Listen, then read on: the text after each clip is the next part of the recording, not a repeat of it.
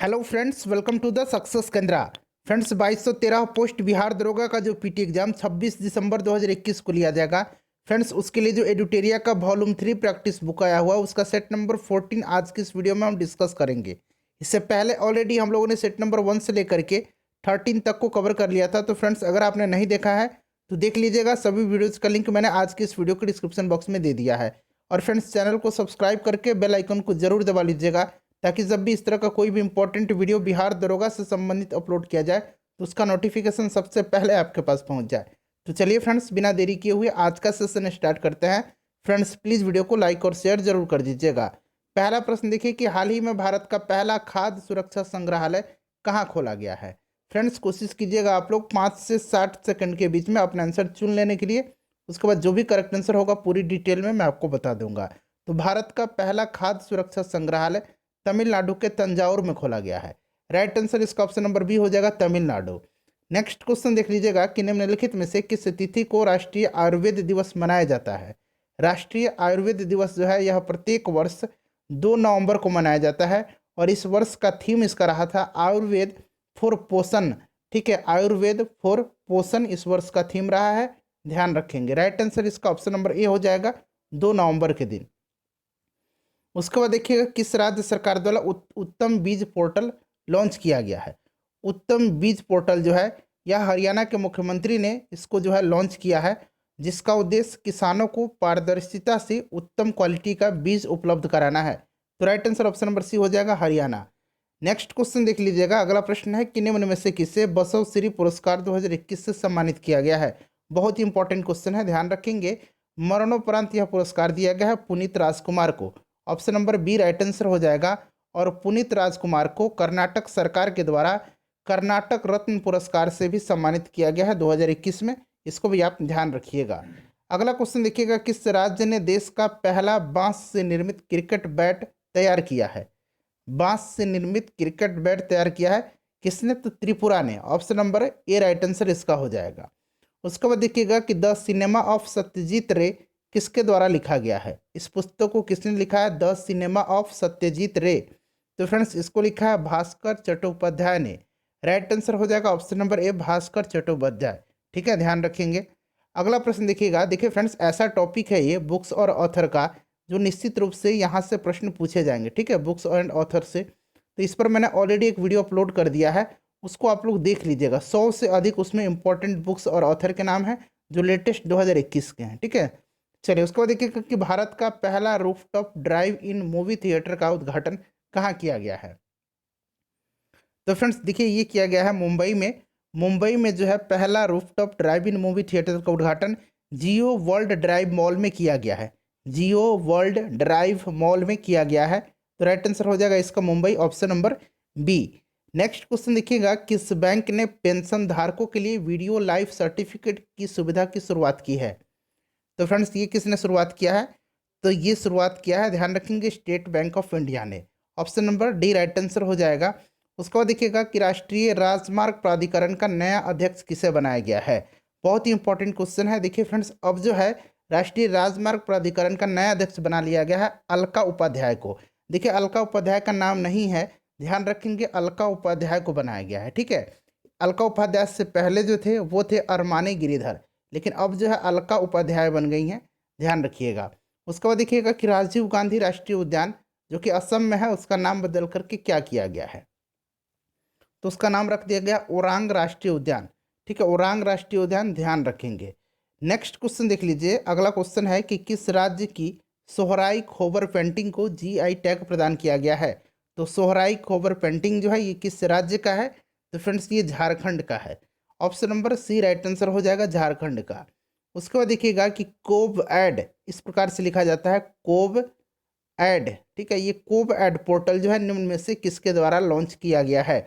देखिए फ्रेंड्स, 2008 से लेकर के अब तक जितने भी बिहार दरोगा में प्रश्न पूछे गए हैं, यानी कि बिहार दरोगा का जो घटना चक्र है उसको हमने हिस्ट्री, पॉलिटी, ज्योग्राफी, साइंस, ठीक है फ्रेंड्स, उसके बाद जो मिसलेनियस है, विविध है, उनको हमने सब्जेक्ट वाइज कवर किया हुआ। सभी प्रश्नों को, सभी जो सब्जेक्ट के क्वेश्चन है उनको हमने सब्जेक्ट वाइज कवर किया हुआ। यहाँ पर आपको दिख रहा होगा बिहार दरोगा घटना चक्र, यहाँ पर क्लिक करके आप सभी वीडियोज़ को देख लीजिएगा। ठीक है, चलिए तो देखिए ये जो कोव एड पोर्टल है इसको लॉन्च किया गया है नीति आयोग के द्वारा। Option number A right answer हो जाएगा, नीति आयोग। नेक्स्ट क्वेश्चन देखिएगा कि व्यापार, आर्थिक सहयोग और भागीदारी हेतु भारत ने 2021 में किस देश के साथ समझौता किया है? तो फ्रेंड्स ये समझौता किया है किसके साथ? मॉरिशस के साथ। मॉरिशस के साथ option number B right answer हो जाएगा, मॉरिशस। फ्रेंड्स ये जो एडुटेरिया का जो प्रैक्टिस सेट है वॉल्यूम 3, इसमें टोटल 15 सेट है और एक सेट में 25 करंट अफेयर के क्वेश्चन है। तो इस तरह से देखा जाए तो इसमें टोटल 375 करंट अफेयर्स के क्वेश्चन है। इनको हमने फ्रेंड्स एक ही वीडियो में कवर किया हुआ है। इसको भी आप देख लीजिएगा, लिंक यहाँ पर आपको दिख रहा होगा, ठीक है, इस पर क्लिक करके आप देख लीजिएगा। तो देखिए संयुक्त सैन्य अभ्यास साझा भाग 2021 में भारत जो है इसमें से कौन सा देश शामिल नहीं था? संयुक्त सैन्य अभ्यास साझा भाग 2021 में कौन सा देश शामिल नहीं है? तो देखिए इसमें कौन कौन से देश थे? इसमें था चाइना, पाकिस्तान, थाईलैंड और मंगोलिया। ठीक है फ्रेंड्स, इसका आयोजन चीन में किया गया था, इसमें नेपाल शामिल नहीं था। उसके बाद देखिएगा कि समावेशी इंटरनेट सूचकांक 2021 में कौन सा देश प्रथम स्थान पर है? तो प्रथम स्थान पर जो रहा था इंक्लूसिव इंटरनेट इंडेक्स 2021 में Sweden. Option number A right answer हो जाएगा। भारत का स्थान कितना रहा था? तो 49वां रहा था। इसको जारी कौन किया था? तो इसको जारी किया था economist intelligence unit, economist intelligence unit EIU के द्वारा यह जारी किया गया था। अगला क्वेश्चन देख लीजिएगा, क्वेश्चन नंबर 16 है कि फीफा अंडर 17 पुरुष विश्व कप 2023 का आयोजन कहाँ किया जाएगा? तो देखिए फीफा अंडर 17 पुरुष विश्व कप 2023 का आयोजन पेरू में किया जाएगा। Option number B right answer हो जाएगा। ठीक है फ्रेंड्स, और देखिए फीफा अंडर 17 महिला विश्व कप 2022 का आयोजन भारत में होगा, इसको भी आप ध्यान रखेंगे। ठीक है, चलिए क्वेश्चन नंबर 17 देखिएगा। क्वेश्चन नंबर 17 देखिएगा। क्वेश्चन नंबर 17 है कि RSS बिल्डिंग इंडिया थ्रो सेवा पुस्तक के लेखक कौन है? तो बताइए इस पुस्तक को किसने लिखा है? तो फ्रेंड्स इसको लिखा है सुधांशु मित्तल ने। नेक्स्ट क्वेश्चन देखिएगा कि 29 सितंबर 2021 को मनाया गया विश्व हृदय दिवस 2021 का थीम पूछा गया आपसे। ध्यान रखेंगे विश्व हृदय दिवस कब मनाया गया? तो 29 सितंबर के दिन। और इस वर्ष इसका थीम रहा था use heart to connect. Option number A right answer इसका हो जाएगा। उसके बाद देखिएगा कि बजट 2021-22 में पहली डिजिटल जनगणना हेतु कितनी राशि आवंटित की गई? तो ये किया गया है 3768 करोड़। ऑप्शन नंबर सी हो जाएगा इसका करेक्ट आंसर। उसके बाद देखिएगा कि टोक्यो ओलंपिक 2021 में भारत ने कुल कितने पदक जीते थे? तो टोक्यो ओलंपिक में भारत ने टोटल जो है 1 स्वर्ण पदक, 2 रजत पदक और 4 कांस्य पदक, यानी कि टोटल 7 मेडल भारत ने जीता था और पदक तालिका में 48वें नंबर पर रहा था, ध्यान रखेंगे। उसके बाद देखिएगा कैनो, यहाँ देखिए बना लीजिएगा गुइलेर्मो कैनो, यहाँ मैं लिखता हूँ गुइलेर्मो, ठीक है, गुइलेर्मो कैनो विश्व प्रेस स्वतंत्रता 2021 जो है पुरस्कार, ठीक है, उससे किसे सम्मानित किया गया है? Guillermo canoe world press freedom award 2021 से किसे सम्मानित किया गया है? तो ये फिलीपींस के मारिया रेसा को दिया गया है। और देखिए मारिया रेसा को और दमित्री मुराटोव को इस वर्ष नोबेल के शांति पुरस्कार से सम्मानित किया गया है, इसको भी ध्यान रखेंगे। उसके बाद देखिएगा कि नेशनल बास्केटबॉल एसोसिएशन का ब्रांड एम्बेसडर किसे बनाया गया है? तो फ्रेंड्स ये बनाए गए हैं रणवीर सिंह। ऑप्शन नंबर देखिए इसमें से हो जाएगा रणवीर सिंह। अगला क्वेश्चन देखिएगा कि वर्तमान में भारत के ग्रामीण विकास मंत्री कौन है? तो ये हो जाएगा गिरिराज सिंह। RCP सिंह जो है ये इस्पात मंत्री हैं, केंद्रीय इस्पात मंत्री। भूपेंद्र यादव जो है ये पर्यावरण, वन और जलवायु परिवर्तन मंत्री हैं। और पशुपति कुमार पारस जो है यह खाद्य एवं प्रसंस्करण मंत्री हैं। उसके बाद देखिएगा कि आर्थिक समीक्षा 2020-21 के अनुसार मांस उत्पादन में भारत का स्थान क्या है? तो इसमें भारत का स्थान जो है फ्रेंड्स 5वां है। ऑप्शन नंबर इसका सी हो जाएगा राइट आंसर। उसके बाद देखिएगा कि NTPC ने कब तक 60 गीगावाट नवीकरणीय ऊर्जा उत्पादन का लक्ष्य रखा है? तो ये रखा है 2032 तक। 2032 इसका राइट आंसर हो जाएगा, 2032 तक। उसके बाद 26 नंबर देख लीजिएगा। 26 नंबर से फ्रेंड्स मैथ के क्वेश्चन है, फटाफट मैं आंसर इनका बता देता हूँ। देखिए राइट आंसर इसका ऑप्शन नंबर ए हो जाएगा। उसके बाद 27 का 24,000 रुपया हो जाएगा। उसके बाद देखिएगा 28 का जो करेक्ट आंसर हो जाएगा ये 4800, 28 का जो है ये हो जाएगा 576 सेंटीमीटर स्क्वायर, सेंटीमीटर क्यूब, ठीक है। उसके बाद देखिएगा इसका हो जाएगा आपका 4830 रुपया। उसके बाद देख लीजिएगा 30 नंबर का जो करेक्ट आंसर हो जाएगा ये 128 मीटर हो जाएगा। उसके बाद नेक्स्ट क्वेश्चन देखिएगा कि निम्न में से कौन सा पावर स्टेशन चंबल घाटी परियोजना से संबंधित है। तो देखिए गांधी सागर बांध चंबल नदी पर स्थित है, गांधी सागर राइट आंसर हो जाएगा। इस पावर स्टेशन से राजस्थान तथा मध्य प्रदेश जो है ये लाभान्वित राज्य है। नेक्स्ट क्वेश्चन देख लीजिएगा, अगला क्वेश्चन है कि सोना के उत्पादन में भारत का कौन सा राज्य प्रथम स्थान रखता है। तो सोना उत्पादन में प्रथम स्थान जो है ये कर्नाटक का है। Option number D right answer हो जाएगा। ध्यान रखिएगा दूसरा स्थान आंध्र प्रदेश का है। कॉफी उत्पादन में भी कर्नाटक प्रथम स्थान पर है, इसको भी आप ध्यान रखेंगे। अखिल भारतीय खादी एवं ग्रामोद्योग बोर्ड की स्थापना कब हुई थी। अखिल भारतीय खादी एवं ग्रामोद्योग बोर्ड, यहाँ बोर्ड लिखा गया है, तो इसकी स्थापना 1954 में हुई थी। ठीक है। और खादी देखिएगा भारतीय खादी एवं ग्रामोद्योग आयोग अगर पूछेगा आयोग, तो ये आयोग की स्थापना कब की गई थी, तो ये 1957 में की गई थी। तो दोनों को ध्यान रखेंगे। नेक्स्ट क्वेश्चन देखिएगा, धौली गंगा तथा विष्णु गंगा का संगम कहाँ होता है। तो धौली गंगा और विष्णु गंगा का संगम विष्णु प्रयाग में होता है। Option number D right answer हो जाएगा। इनमें से कोई नहीं, विष्णु प्रयाग देखिए ऑप्शन में नहीं है। देखिए रुद्र प्रयाग जो है यहाँ अलकनंदा और मंदाकिनी का संगम होता है। देव प्रयाग में जो है अलकनंदा और भागीरथी का संगम होता है। अगला क्वेश्चन देख लीजिएगा कि दिए गए विकल्पों में कौन सा राज्य म्यांमार से सीमा साझा नहीं करता है। तो म्यांमार से अरुणाचल प्रदेश, मणिपुर, मिजोरम और नागालैंड, ये 4 राज्य जो है सीमा साझा करते हैं, मेघालय नहीं करता है। उसके बाद देखिएगा जीवित जड़ पुल कहाँ स्थित है। जीवित जड़ पुल जो है यह मेघालय में स्थित है। इसका निर्माण जो है जीवित वृक्षों की जड़ों से किया गया है। ठीक है, तो राइट आंसर इसका मेघालय हो जाएगा। उसके बाद देखिए निम्न में से कौन सा दर्रा हिमाचल प्रदेश में स्थित नहीं है। तो देखिए सिपकिला है, रोहतांग है, बाड़ालच्चा है। ये बोमडिला जो है ये अरुणाचल प्रदेश में स्थित है, ये हिमाचल में नहीं है, ये अरुणाचल प्रदेश में स्थित है। तो राइट आंसर इसका ऑप्शन नंबर डी हो जाएगा। अगला क्वेश्चन देख लीजिएगा कि भारत का कौन सा बंदरगाह पश्चिमी तट पर स्थित नहीं है। देखिए पश्चिमी तट के जो बंदरगाह हैं ये कौन कौन से हैं, तो मारवा गोवा है, कांडला है, मुंबई है, मंगलुरु है, ये सभी पश्चिमी घाट के बंदरगाह हैं। पूर्वी घाट पर जो है एन्नौर है, विशाखापट्टनम है, कोलकाता है, हल्दिया है, पारादीप है, चेन्नई है, तूतीकुरिन है। तो इसमें एन्नौर जो है ये पूर्वी तट का बंदरगाह है, ध्यान रखेंगे। भारत में कौन सा आदिवासी समूह, निम्न में से कौन सा आदिवासी समुदाय निग्रिटो प्रजाति का है। इनमें से कौन सा आदिवासी संप्रदाय निग्रिटो प्रजाति का है, तो ये सेमांग है। ठीक है, सेमांग जो है ये मलेशिया में पाए जाते हैं, तो सेमांग राइट आंसर इसका हो जाएगा। ठीक है फ्रेंड्स, ध्यान रखिएगा। चलिए अगला क्वेश्चन देख लीजिएगा कि भारत का सर्वाधिक जनसंख्या घनत्व वाला राज्य कौन सा है। तो सबसे ज़्यादा बिहार का है जनसंख्या घनत्व। दिए गए विकल्प में कौन सा गांधीवादी अर्थव्यवस्था का मूल शब्द नहीं है। तो इसमें से मूल शब्द जो नहीं है ये केंद्रीकृत उत्पादन हो जाएगा। ठीक है, राइट आंसर इसका ऑप्शन नंबर ए हो जाएगा। बाकी देख लीजिएगा विकेंद्रीकृत उत्पादन, आत्मनिर्भरता और न्याय उचित वितरण, ये जो है गांधीवादी अर्थव्यवस्था का मूल शब्द है, जबकि केंद्रीकृत उत्पादन नहीं है। उसके बाद देखिएगा CRR का जो है फुल फॉर्म पूछा गया है, विस्तारित रूप इसका। तो इसका विस्तारित रूप क्या होता है, कैश रिजर्व रेशियो।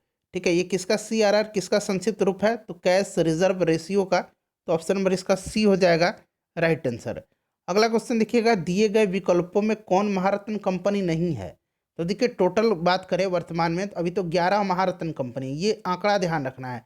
हाल ही में पावर फाइनेंस कॉरपोरेशन लिमिटेड, ठीक है, PFC को जो है 11वां महारत्न कंपनी का दर्जा दिया गया है। तो राइट आंसर इसमें से पूछा गया है कि कौन सा नहीं है, तो ये नाल्को हो जाएगा। ठीक है, option number A right answer इसका हो जाएगा। उसके बाद देख लीजिएगा कि भारतीय औद्योगिक पुनर्निर्माण बैंक यानी कि industrial reconstruction bank of India की स्थापना कब की गई थी। तो इसकी स्थापना की गई थी कब, 1985 में। इसका हेडक्वार्टर कलकत्ता में है, ये हो जाएगा 1985 में। उसके बाद देखिए जानकी रामन समिति का संबंध किससे है। तो इस समिति का संबंध जो है ये प्रतिभूति घोटालों की जांच से है, तो ऑप्शन नंबर इसका बी हो जाएगा राइट आंसर। उसके बाद 46 नंबर क्वेश्चन देखिएगा कि निम्नलिखित में से किसके द्वारा सर्वप्रथम तत्वों को धातु तथा अधातु नामक 2 वर्गों में वर्गीकृत किया गया था। तो फ्रेंड्स ये किया गया था किसके द्वारा, तो वर्जिलियस के द्वारा। Option number A right answer हो जाएगा। वर्जिलियस के द्वारा। उसके बाद देखिए कांच का हरा रंग निम्न में से किसके कारण होता है। इससे पहले वाले वीडियो में हमने देखा था कि लाल रंग किसके कारण होता है, तो क्यूपरस लवण के कारण होता है। ठीक है, क्यूपरस लवण के कारण होता था लाल रंग। और अभी हरा रंग पूछा गया है, तो ये हो जाएगा आपका सोडियम क्रोमेट के कारण।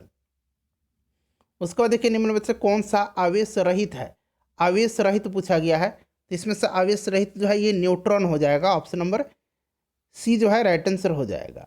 उसके बाद देखिए इलेक्ट्रॉन पर निगेटिव, प्रोटॉन पर पॉजिटिव चार्ज होता है। प्लास्टर ऑफ पेरिस निम्नलिखित में से किससे बनाया जाता है, प्लास्टर ऑफ पेरिस बनाया जाता है किससे, जिप्सम से। ठीक है, जिप्सम से बनाया जाता है, ऑप्शन नंबर इसका सी राइट आंसर हो जाएगा।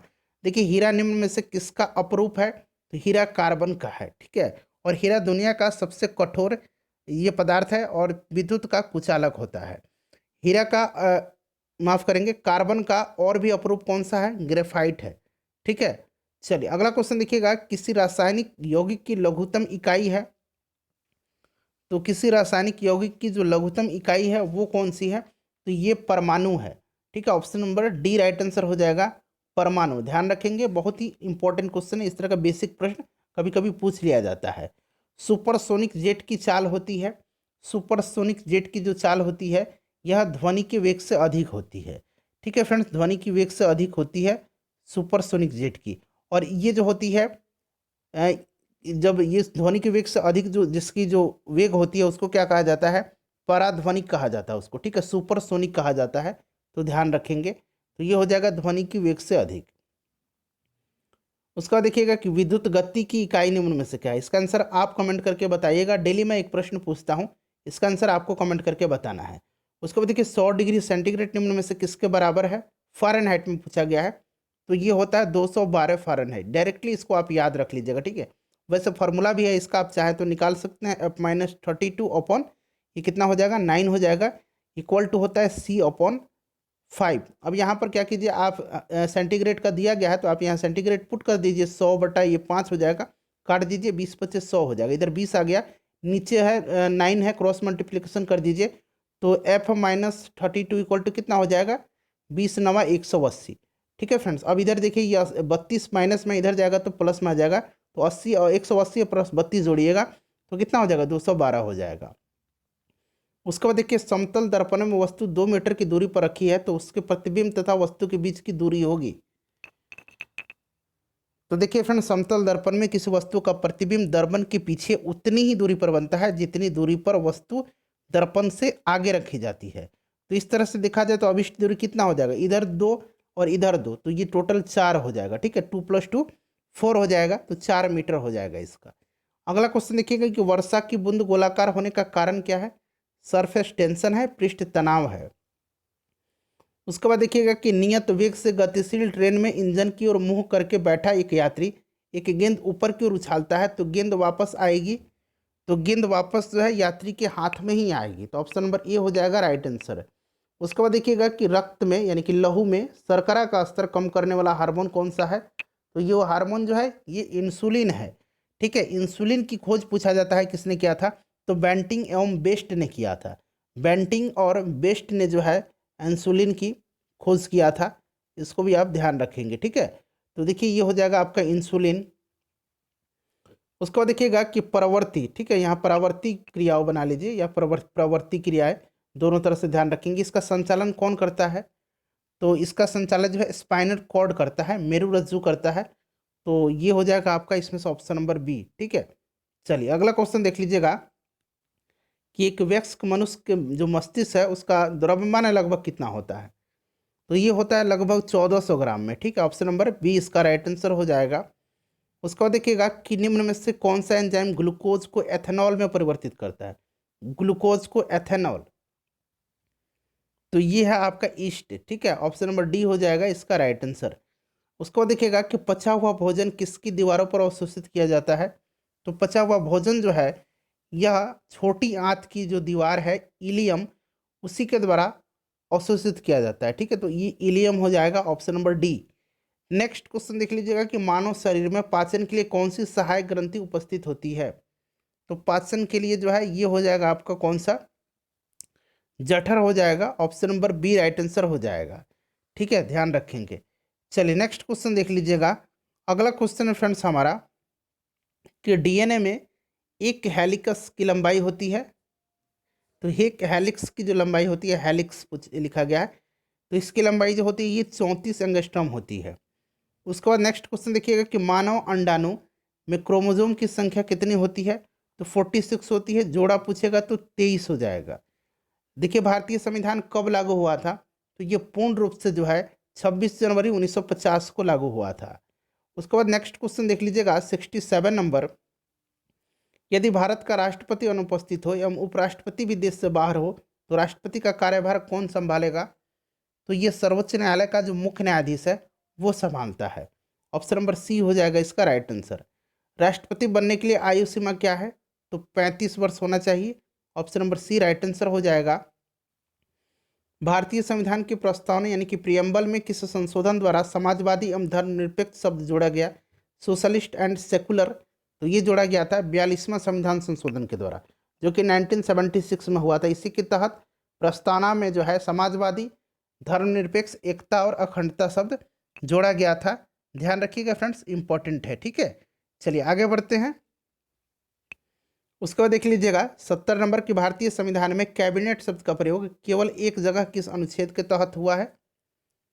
तो ये हुआ है केवल अनुच्छेद 352 में। ऑप्शन नंबर डी हो जाएगा। अगला क्वेश्चन देखिएगा कि राज्य में अध्यादेश किसके द्वारा लागू किया जा सकता है। तो राज्य में जो है राज्यपाल के द्वारा अनुच्छेद 213 के तहत जो है अध्यादेश जारी करने का अधिकार दिया गया है। तो ये राज्यपाल हो जाएगा। उसके बाद अगर केंद्र में पूछा जाए तो राष्ट्रपति के पास है आर्टिकल 123 के तहत, राष्ट्रपति जो है ये अध्यादेश जारी कर सकता है। निम्नलिखित में से किसे भारत सरकार का प्रथम विधि अधिकारी समझा जाता है। तो ये अटॉर्नी जनरल होता है, यानी कि भारत का महान न्यायवादी। आर्टिकल 76 में इसका वर्णन किया गया है। राष्ट्रपति के प्रसाद पर्यंत यह पद धारण करता है और राष्ट्रपति ही इसको जो है हटा सकता है। ध्यान रखेंगे। वर्तमान में के वेणुगोपाल हैं भारत के अटॉर्नी जनरल। संविधान सभा के संवैधानिक सलाहकार कौन थे। तो ये VN राव थे। ऑप्शन नंबर सी हो जाएगा राइट आंसर। उसके बाद देख लीजिएगा कि अनुसूची 11वीं के द्वारा पंचायती राज संस्थाओं को कितने विषयों पर नियंत्रण करने का अधिकार दिया गया है। तो ये 29 विषय है, ये रट के जाइएगा। ठीक है, और जो 12वां है हमारा 12वां अनुसूची, उसमें कितना विषय है, तो 18 है। उसके बाद नेक्स्ट क्वेश्चन देख लीजिएगा कि भारतीय संविधान में संघीय ढांचा यानी कि फेडरल सिस्टम का विचार कहाँ से लिया गया। तो ये संघात्मक व्यवस्था जो है, संघात्मक व्यवस्था, ये ब्रिटेन से नहीं कनाडा से लिया गया। ब्रिटेन से संसदीय लिया गया। ठीक है, इसको संसदीय प्रणाली ब्रिटेन से लिया गया है। उसके बाद देख लीजिएगा कि भारतीय संविधान की प्रस्तावना में निम्न में से किस एक को पहले मुख्य रूप से सम्मिलित नहीं किया गया था। तो अभी मैंने आपको बताया है कि ये क्या है, समाजवाद, धर्मनिरपेक्ष, एकता और अखंडता शब्द है, जिसको कि 42वां संविधान संशोधन 1976 के द्वारा जोड़ा गया था। ठीक है, चलिए उसके बाद नेक्स्ट क्वेश्चन देख लीजिएगा कि प्रथमतः आपात स्थिति की घोषणा कितने समय काल के लिए सीमित की जा सकती है। पर प्रथमतः तो ये 6 माह के लिए। ठीक है, ध्यान रखेंगे फ्रेंड्स। पहली बार जो है भारत में टोटल 3 बार आपातकाल लगा है। पहली बार भारत चीन युद्ध के समय में 1962 में, दूसरा 1971 में भारत पाकिस्तान युद्ध के समय, और तीसरा आंतरिक गड़बड़ी के आधार पर 1975 में लगाया गया था। महात्मा बुद्ध ने अपना पहला धर्मचक्र प्रवर्तन किस स्थान पर दिया था। तो देखिए राइट आंसर इसका हो जाएगा सारनाथ में। ठीक है फ्रेंड्स, सारनाथ में, ऋषिपत्तनम में, ध्यान रखेंगे। और ये क्या कहलाता है, धर्मचक्र प्रवर्तन कहलाता है। नेक्स्ट क्वेश्चन देख लीजिएगा कि कौटिल्य का अर्थशास्त्र कितने अधिकरणों में विभाजित था। तो ये जो है 15 अधिकरण था इसमें। ठीक है, और 180 इसमें प्रकरण था। तो दोनों को ध्यान रखेंगे। 15 राइट आंसर हो जाएगा ऑप्शन नंबर डी में। अजातशत्रु निम्न में से किस वंश से संबंधित था। तो ये हर्यंक वंश का था। और फ्रेंड्स ये बिंबिसार जो थे हर्यंक वंश के संस्थापक, उन्हीं का पुत्र था। ठीक है, ध्यान रखेंगे। अगला क्वेश्चन देखिएगा कि निम्नलिखित में से गुप्त सम्राट कौन था जिसने हुनों को पराजित किया था। तो हुनों का आक्रमण जो है ये हो गया था किसके समय में, स्कंदगुप्त के समय में। और स्कंदगुप्त ने जो है इनको पराजित करके वापस जाने के लिए विवश किया था। तो ये स्कंदगुप्त हो जाएगा। निम्नलिखित में से कौन हड़प्पा और मोहनजोदड़ो के उत्खनन से संबंधित नहीं था। तो संबंधित था रखालदास बनर्जी। उसके बाद बात करें तो ये माधव स्वरूप वत्स और इसमें से हो जाएगा के एन दीक्षित, ठीक है, रखालदास बनर्जी, के एन दीक्षित और एम एस वत्स, ये संबंधित थे, वी एस स्मिथ नहीं थे। तो right answer option number D हो जाएगा।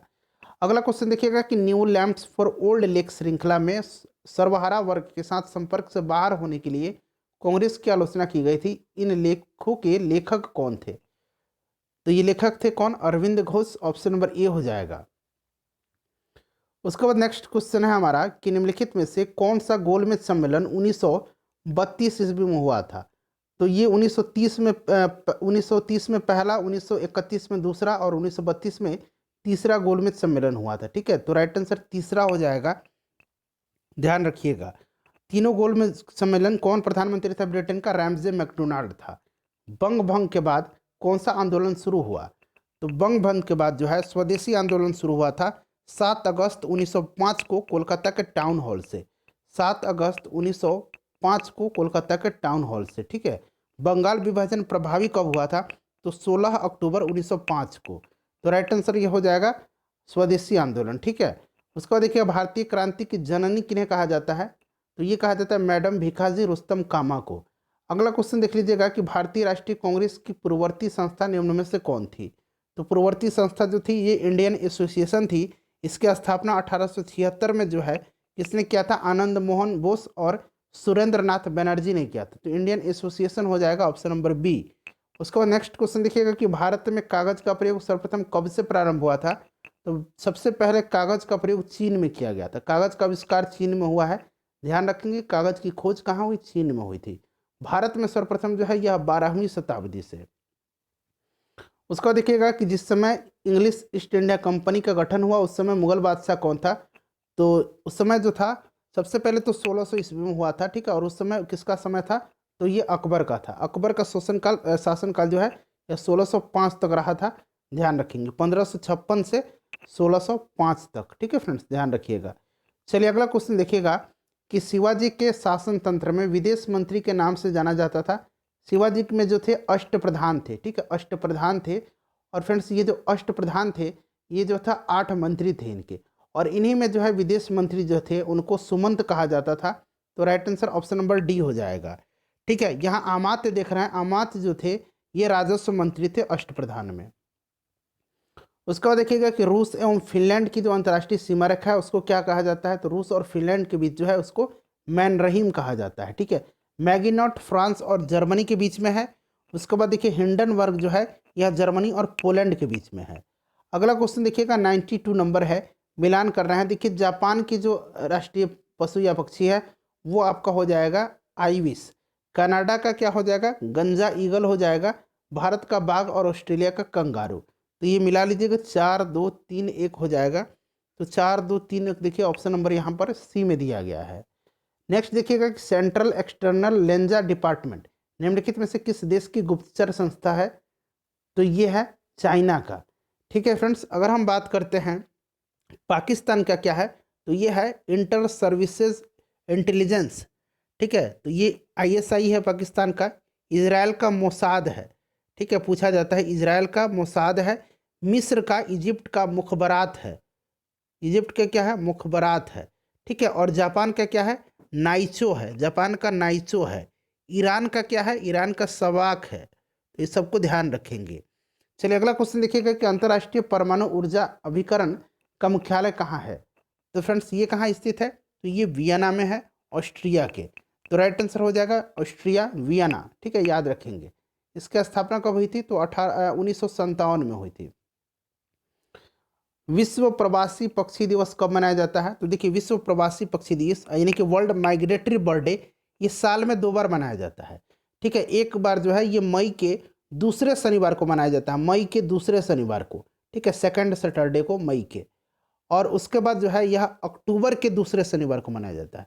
तो मई के दूसरा शनिवार जो था ये था 8 मई के दिन, और अक्टूबर का दूसरा शनिवार जो था ये 9 अक्टूबर था। तो दोनों ध्यान रखेंगे। हो सकता है ऑप्शन में 9 अक्टूबर दिया रहे, हो सकता है ऑप्शन में 8 मई दिया हो। चलिए अगला क्वेश्चन देख लीजिएगा कि गिद्ध संरक्षण परियोजना को किस वर्ष प्रारंभ किया गया था? तो फ्रेंड्स ये शुरू किया गया था कब? 2006 में। ऑप्शन नंबर इसका सी हो जाएगा। भारत में पारिस्थितिकी का जनक किसे कहा जाता है? तो ये कहा जाता है रामदेव मिश्रा को। ऑप्शन नंबर डी हो जाएगा राइट आंसर। राष्ट्रीय प्रदूषण रोकथाम दिवस कब मनाया जाता है? तो बताइए राइट आंसर इसका क्या हो जाएगा। तो ये मनाया किस लिए जाता है? तो देखिए फ्रेंड्स, ये 2 दिसंबर 1984 को जो भोपाल गैस त्रासदी हुआ था, उसमें जो लोग अपनी जान गंवाए थे, उन्हीं के सम्मान में, उन्हीं की याद में यह मनाया जाता है 2 दिसंबर के दिन। ऑप्शन नंबर सी हो जाएगा। उसके बाद देखिए, जलवायु परिवर्तन पर अंतर सरकारी पैनल आईपीसीसी का मुख्यालय कहाँ है? आईपीसीसी यानी कि फुल फॉर्म इसका क्या हो जाएगा? Inter governmental panel on climate change. ठीक है, इसका जो है मुख्यालय कहाँ है? तो ये मुख्यालय इसका कहाँ पर है? जेनेवा स्विट्जरलैंड में है। तो ऑप्शन नंबर इसका हो जाएगा सी, जेनेवा। ठीक है, स्थापना इसकी 1988 में हुई थी, ध्यान रखेंगे। विश्व वानिकी दिवस कब मनाया जाता है? तो ये प्रत्येक वर्ष जो है 21 मार्च के दिन मनाया जाता है। फ्रेंड्स, अपना स्कोर कमेंट करके बता दीजिए। वीडियो को प्लीज़ लाइक और शेयर जरूर कर दीजिएगा।